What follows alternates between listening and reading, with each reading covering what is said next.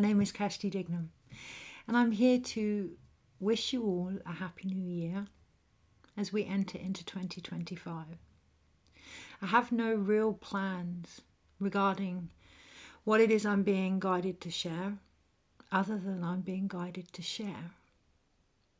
That may turn into a bit of a reading into this week's energies, or this year's energies, or potentially today's energies. The truth of the matter is, when we're looking at the energy of prediction, we are looking at potential. And all potential is reached from the level we find ourselves at currently, which is acutely based on our past and how we see our present situation.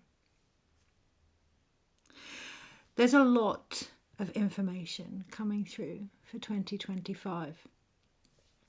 What I'm feeling drawn to share is the acknowledgement of those that have stepped back or appear to have stepped back, of those in the background that have held space, of those that have maintained an equilibrium, a balance, a steady foundation in everyday life.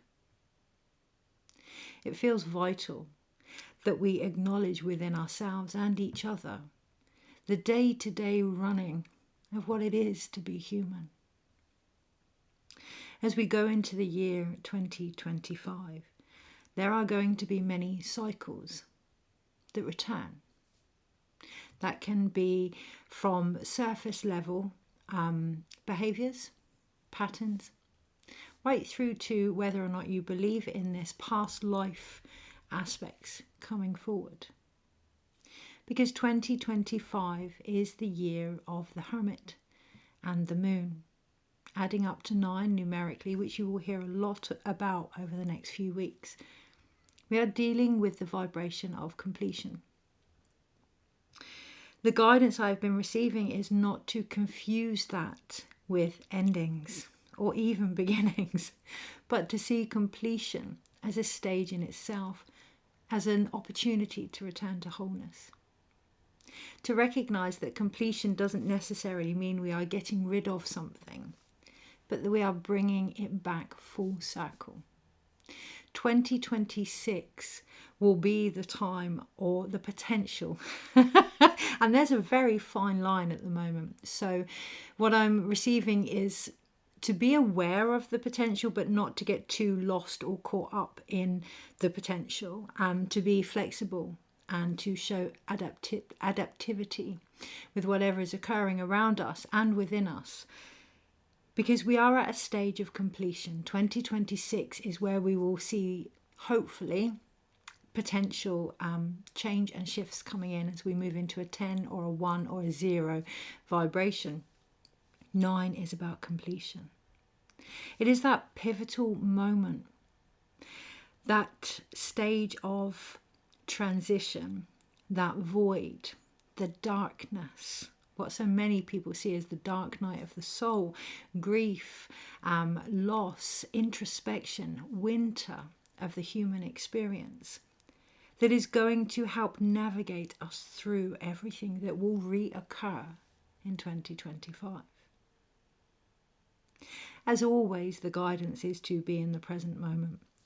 And as we lead over the next 12 months, that is going to become more essential to anything that we are trying to achieve and any potential we may become aware of.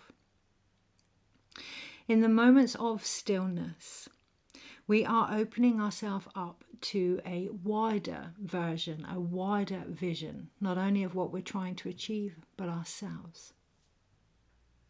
If we can hold space, and again, shout out to all of those that have, I see you and I am incredibly grateful for everything that you do often under the radar. If we can hold space and witness what is occurring and allow it to do its own natural progression within our own stuff as well, the journey is often more easier. The birth, the delivery is often more smooth. But also the lack of interference means that these things play themselves out generally quite quicker. Now, that's not to have any judgment on anything that may glimmer us, trigger us, ignite us, inspire us. It really doesn't matter what terminology you use. When we talk about being triggered, it's almost as if these things are a negative aspect, if something makes us react. But it is an opportunity to see what is igniting us, what is bringing us to life. 2025, what brings us alive, and really establishing the focus of that. To do so, we are going to be reminded of the things that don't. We are going to be reminded or given the opportunity to move through things that may dim down our own potential. As we step into 2025, being the Hermit year, it is also the Moon year, and that is where I feel tension across my shoulders, a resistance to cycles. When we resist cycles, when we become understandably impatient, when you're in labour or you want things to shift or heal or be here sooner, when we resist cycles, what we're actually doing is standing in the way of change. Why? Because we're losing faith in what is occurring. And this is where those void moments are pivotal. Not only do they take us into stillness, yes, they can bring about a 0-point healing or balance within our bodies. Yes, they can allow what has been hidden to rise, shadow work and all those kind of things. But in the space of the void, we become more aware of an omnipresence. We become more aware of an expansive energy. We hold space within us. When we do that, when we can see that it isn't all about us, shock, horror, that there is other aspects at play here, we can witness truly what is unfolding, and on the other level, acknowledge the support that there is, so we won't feel so alone. As we go into 2025, there can be the notion of believing that we're doing these things on our own, believing that we are the only people or that want certain things, or becoming quite frustrated with what we are seeing around us. And it is an opportunity to go within, to find our reserves, to allow integration or completion. This is so important. In order for anything to change in 2026, now is the time to allow what has happened to be seen, to be acknowledged, to be brought back in a wholeness, a holistic way of viewing the light.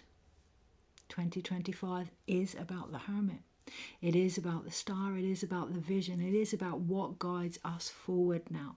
Is it going to be the endurances? Is it going to be the light that we've gained, or are we going to find a more complete way of viewing the path that we are all on? I've noticed with my camera that you can't see the star on my Christmas tree because it's right at the top, and that feels quite pivotal.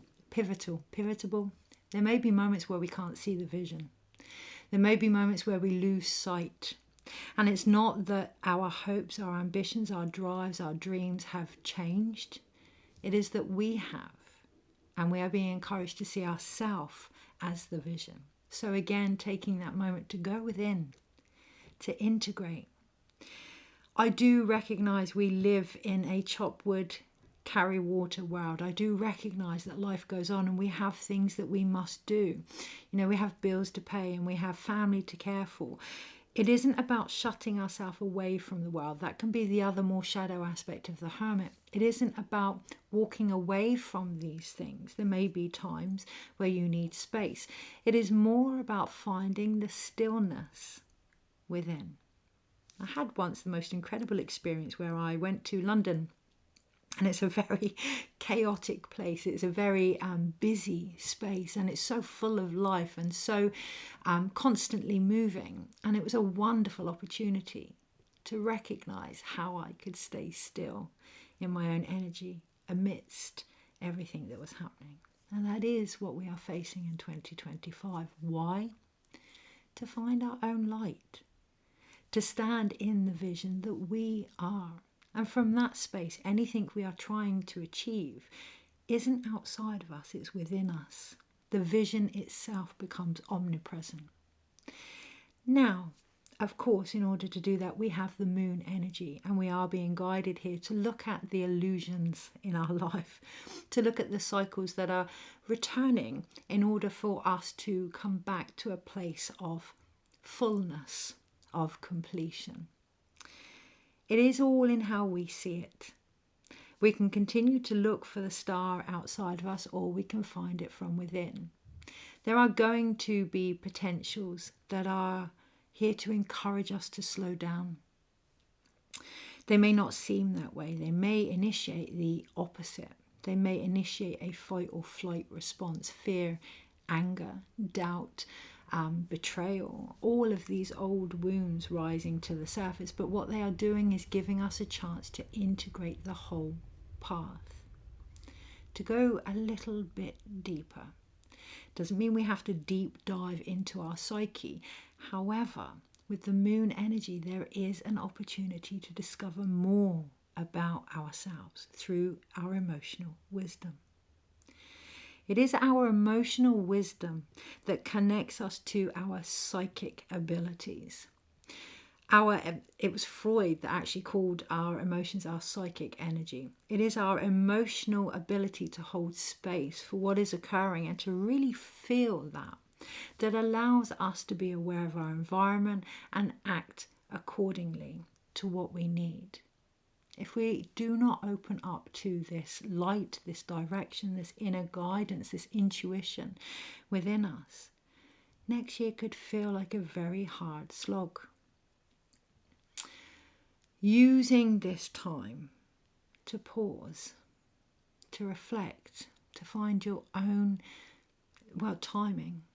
The other thing that is going to come to light next year is just how, as a species, we have been manipulated, enslaved to the idea of man-made time. Now that is going to change on the stage in many, many situations. So, don't be surprised to see certain calendars returning, certain savings times being adjusted. What is important under here is, again, we can go from the calendar that we have to other calendars or other time measurements. All the time they're outside of us, they're not going to sit well with us. What is important here is that we recognize the alchemy of time. We recognize the power of time. We, in doing so, then expand our own availability, our own presence. We are more able to heal and shift and make magic and readjust what has happened in our past, our present and our future as a result. 2025 is the year of the Hermit, but it is also let's be aware of what you open yourself up to into 2025. The moment we receive the awareness, there will be an opportunity for more information to come through in a different way. And that is going to be channeling, that is going to be healing for a lot of different people. What it is the more shamanic energy. Now, by shamanic, I do not mean certain cultures or traditions. What I mean is the innate wisdom, the indigenous native nature of your own soul. That is going to come through in 2025, the moment we can acknowledge it and be aware of it. How does that happen? It takes time. It takes not time as in an hour or a week or however long you've put by for your healing, your path, whatever it is you're trying to achieve. It takes the moment by moment incidences that keep bringing you back to who you are. And that takes as long as that takes. That takes as long as you take to provide space for that. For many years, I have had an inkling that I needed to stand back. And I do. I dip in and out. My curiosity gets the better of me. I'm a Leo, right? My curiosity gets the better of me, and life will give me opportunities like pandemics or my shop closing down or my mother passing, and I'll dip in and out and I'll come back and I'll return, and this is all part of the process.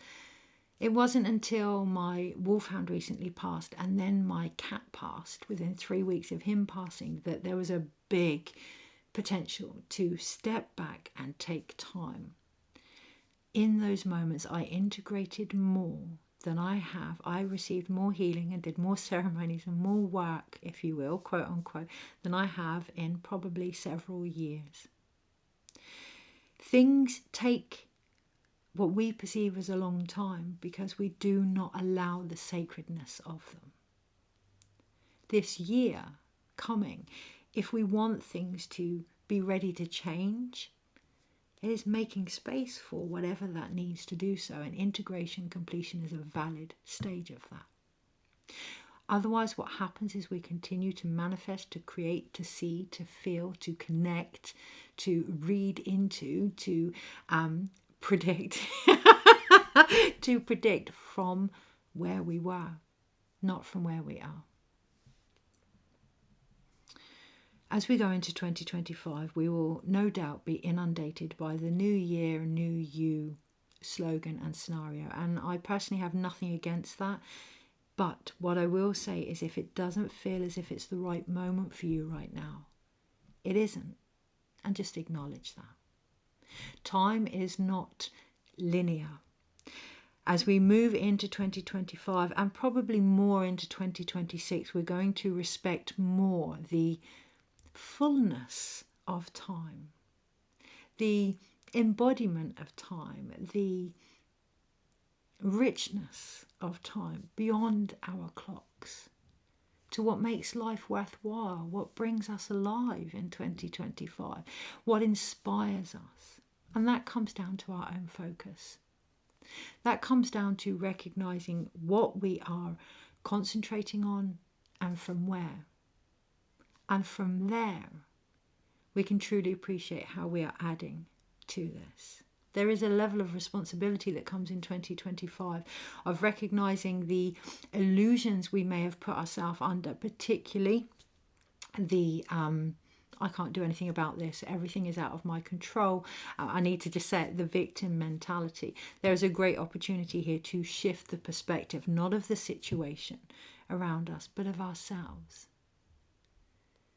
2025, it's already started with the Capricorn new moon yesterday, is a wonderful chance to reflect back on how far we've come. Not the endurances, the person we have been throughout that. The constant we have had throughout that. The strength, you may have gained strength, classic last year with it being a strength card. You may have gained a wilder side of you. You may have become more authentic in who you are, even if it's to yourself, which is probably the most important part of the journey. You may have built better relationships. You may have recognized through being you on your own that there's so much you can achieve. Whatever it is you have gained through the endurances this year, take them forward. Allow them to lead you forward, because only then do we really truly gain the wisdom and the medicine of that. Is there anything else? So time and the way that we see time is about to change. Slowing down. Now, by slowing down, recognizing that to slow down, to be in the void, doesn't need, it's like the journey to the dark goddess, it doesn't need chaos first. It doesn't need grief first. It doesn't need illness first. It is a natural part of our own energy. The darkness is not, as we know, separate from the light, and the light is not separate from the darkness. It is all part of the balance, but it is deeper than that.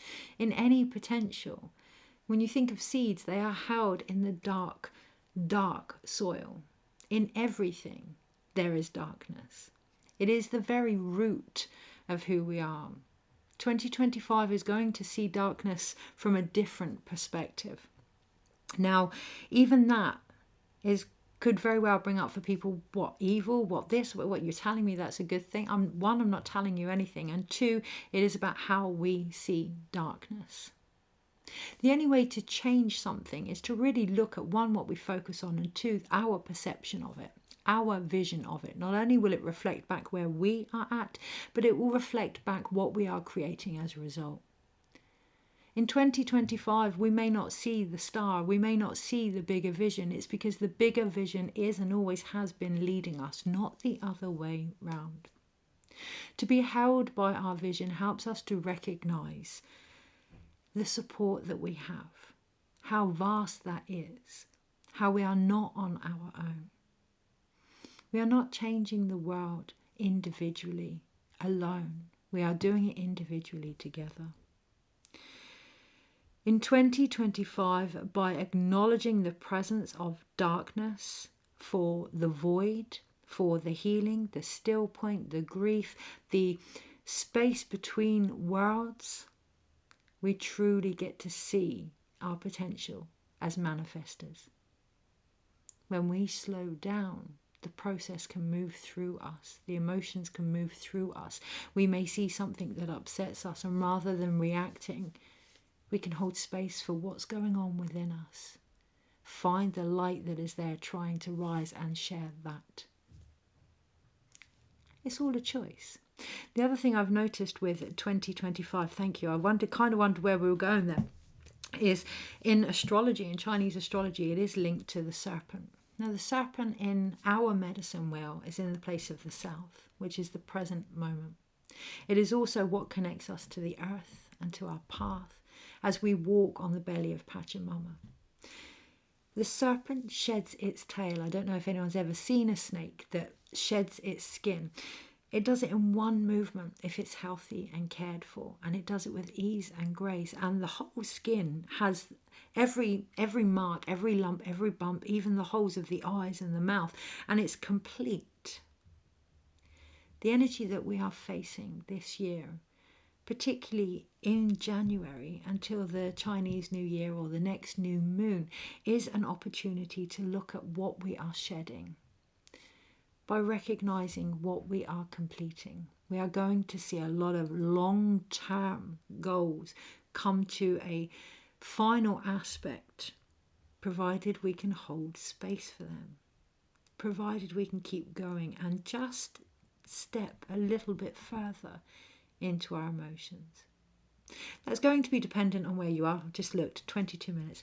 It's going to be dependent on where you are, and acknowledging that. There's no point trying to force something. You know, these quick fixes. We learn from them. We learn from them, but there's no point trying to force something. It's going to take as long as it takes based on where you are. Have compassion for that. Have compassion for yourself. Have compassion for the journey.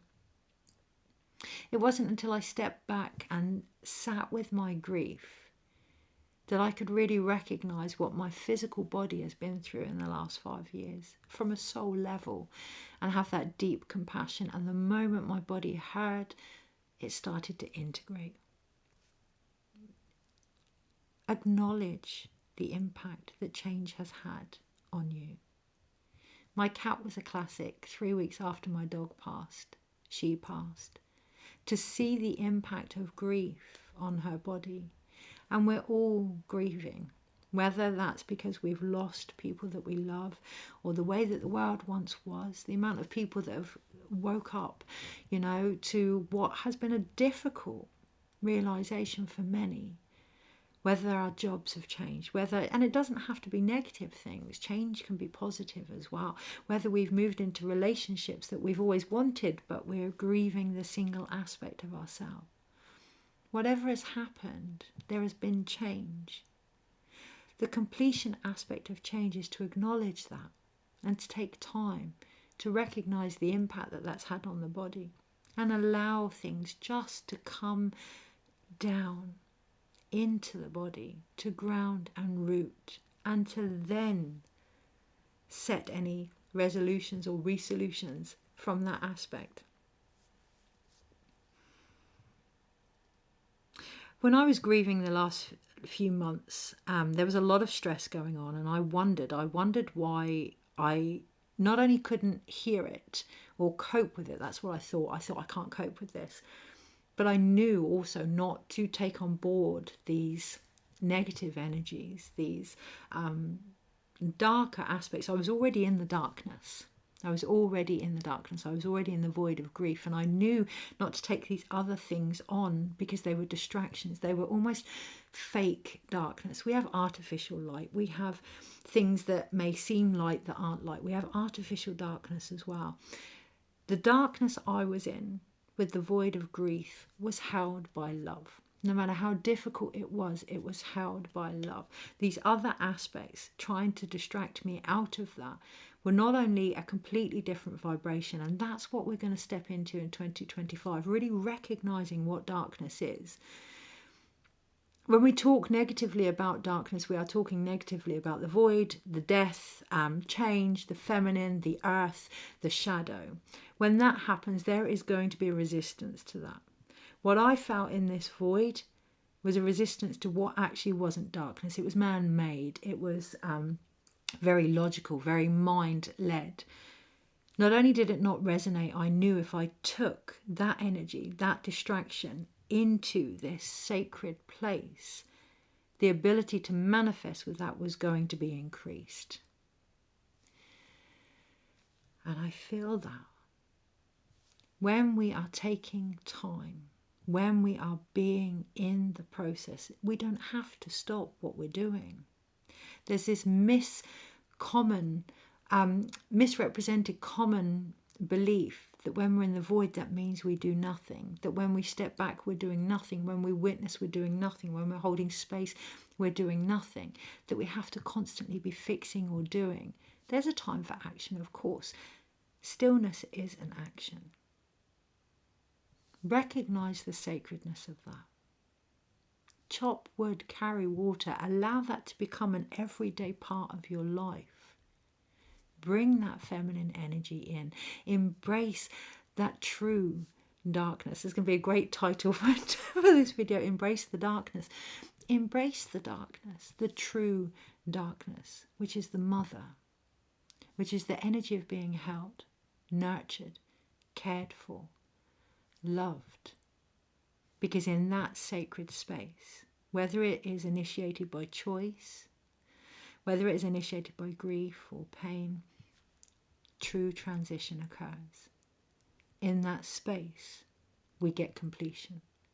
The more we can do that in 2025, the greater the potential changes in 2026. Now, 12 months, gosh, 12 months I've got to be in the darkness. Well, no, we don't have to be anywhere.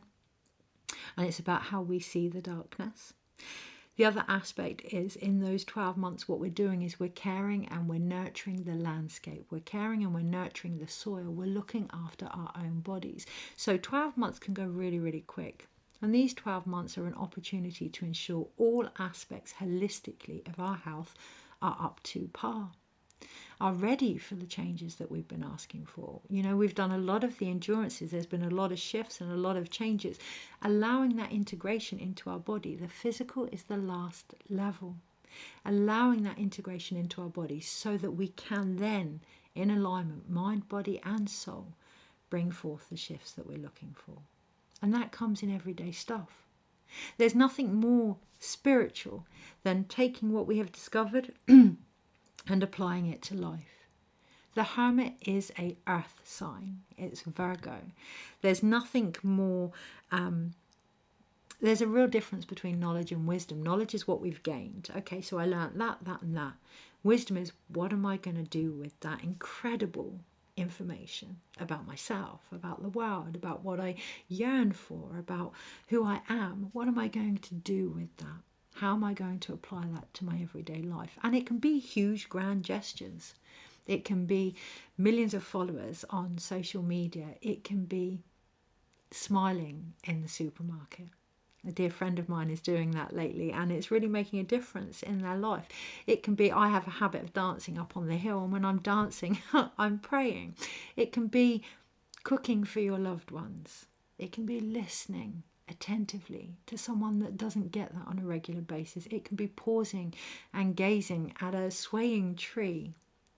The stillness is there in everything. The feminine is there in everything. The magic is there in everything. It just takes us to take a moment to observe it beyond what we see. If something comes along and it's causing a familiar sensation in you, okay, so what's different about that? Allowing yourself to see it through the eyes of someone that's never seen it before. Is there anything else? So that includes yourself. First and foremost, that really, really includes yourself. Okay, so there may be moments where you can't, and things just really grind your goat, and it really gets you. Yeah, that's okay. That's okay. Seeing yourself in a different light with that also can really shift the narrative, can really shift the perspective. The serpent doesn't shed its tail or its skin by doing anything other than it would normally do. It's a natural part of the process. And we can get really caught up in healing and our journey and our path and things that we're trying to manifest by believing we need to do more. It can be as simple as we just need to stay aligned to who we are and allow those things that we're here to do to unfold naturally as we just shift things naturally. I appreciate that that may not always be easy. So what will make it easy for you? There is a responsibility in 2025 to change the victim mentality, and that isn't in a negative perspective. That is to recognize the alchemist that you are. That is to recognize our own collective and individual ability to take shit and sift through it and find the gold. We have a responsibility. We are guardians of this body, guardians of the land, guardians of our dreams. We have a responsibility to change anything that is stopping us from believing in ourselves. Because ultimately that's the biggest illusion we are going to face in 2025. And all these cycles are going to keep rising to help us remember that. It's not about forgetting the human experience. It's not about becoming more woke to the spirit or any of that, but it's about recognizing how valid this physical history, this physical path that we're building is. We chose to come here and experience these things, and that's not in a negative way, that's not in a we have no choice manner, but that's in a how do you want to experience them? How do you want to see them? How do you want to feel? What are you prepared to do to achieve that? Because ultimately, only we can do that. So I'm going to look at the cards purely because next week I'm having a lot of building work done to my home. And there's going to be a lot of physical upgrades on many, many levels. And that means I'm not going to be able to do Monday's musings. Or at least at this moment in time, I'm not going to be able to do Monday's musings. So being aware again of that potential and adapting. Recognizing the things that call to us almost spontaneously are actually a synchronistic message from our soul to create, to act on that. And I'm feeling drawn to look at the cards. It may be that I can't do Monday's musings video. It may be because there's other physical upgrades occurring. All I know at this moment in time is to look at the energy. That light's really, really coming in. Gosh. Okay. Right. So some of these cards are upside down, and with that light coming in, I can see that. I can see that a few things may be topsy-turvy with the energies.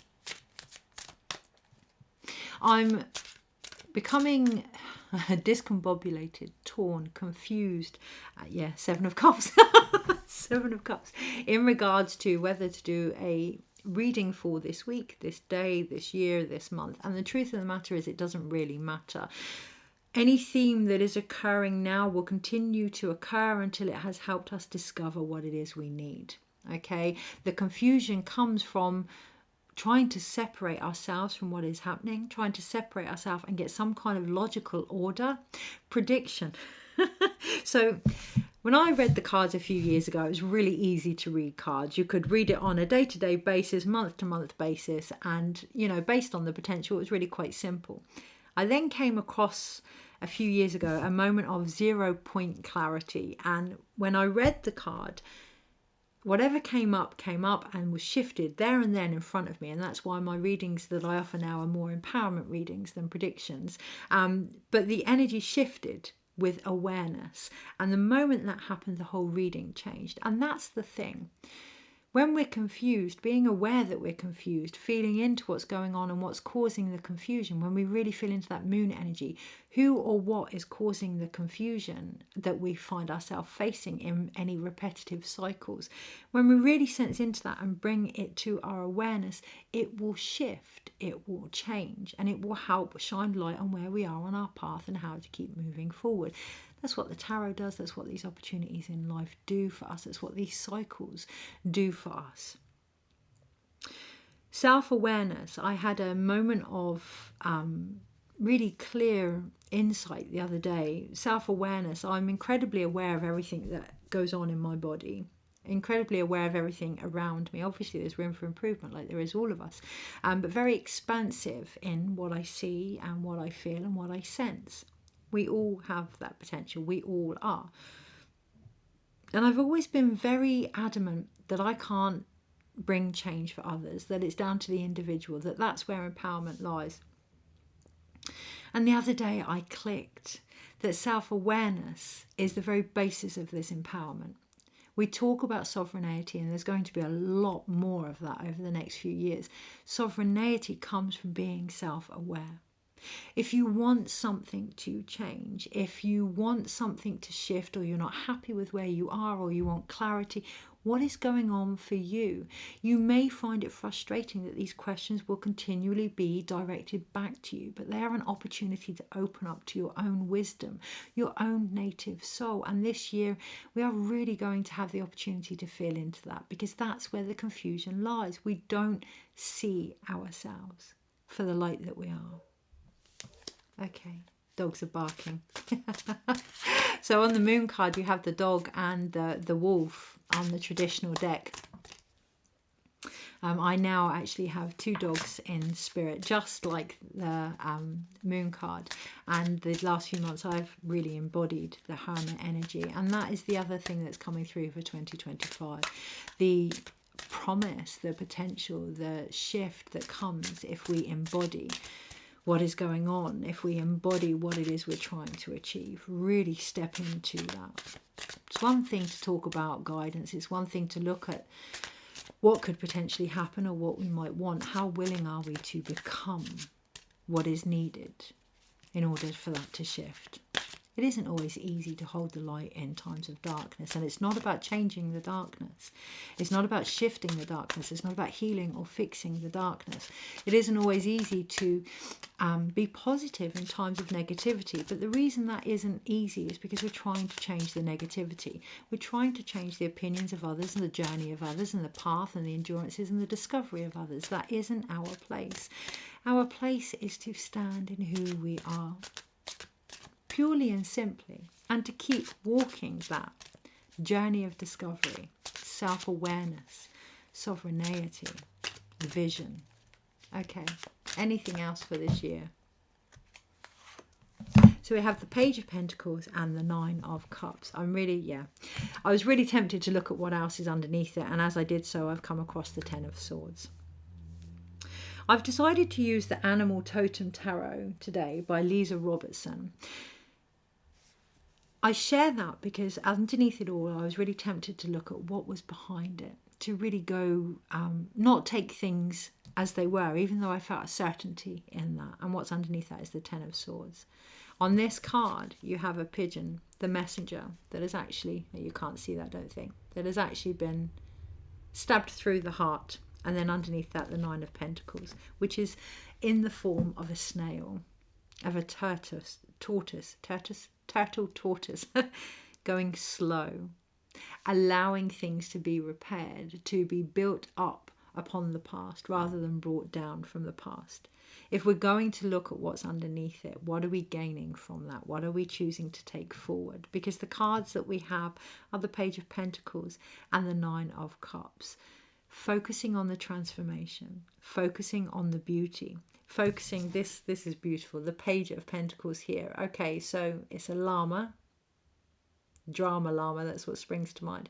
It's a llama and there's baskets full of wool. Okay, so if we're going to focus on the past and we're going to shed all of these things, we're going to shear ourselves of what we no longer need, using that, creating with that, that's going to really help the process. It's going to bring joy and beauty to the transformation, which has been lacking collectively. There's a lot of changes happening, there's a lot of shifts happening, a lot of awareness being made, but no real joy in that. So creating with that is what's going to bring that forward. If we're going to look underneath things, yeah, we're going to see the heartbreak and the end of the heartbreak. Sometimes by acknowledging, well, not sometimes, by acknowledging the pain, holding space for the pain, it brings an end to that. And we can truly see underneath what it is that we require, which is the Nine of Pentacles: abundance, richness, solid foundations built from what we have discovered about who we are. It doesn't feel like there's anything else to be taken forward. I'm not going to do a reading for the week. I'm not going to do a reading for the year. Well, I have, and the day, but all in one, because everything has changed. Yeah. And underneath that we have the Nine of Wands and the Page of Swords. There is an opportunity here to lay old thoughts to one side and to move forward in the connection that we have. It's not about pushing away everything that we've gained, the endurances or anything like that throughout the year, but not about allowing it to make us defensive either. That fine line, that knife's edge between who we were, who we are, and who we're becoming. Allowing all aspects of that to come into fruition for the completion that it brings. Integrating the return of the soul by embracing the darkness. In 2025, I wish you a year of abundance, of support, of joy, peace and love. May your soul receive whatever it needs physically to continue its journey with ease and with grace. And I leave you with one question. In 2025, what is it that's going to bring you alive? Take care, and I'll see you whenever I feel drawn to show up. Take care.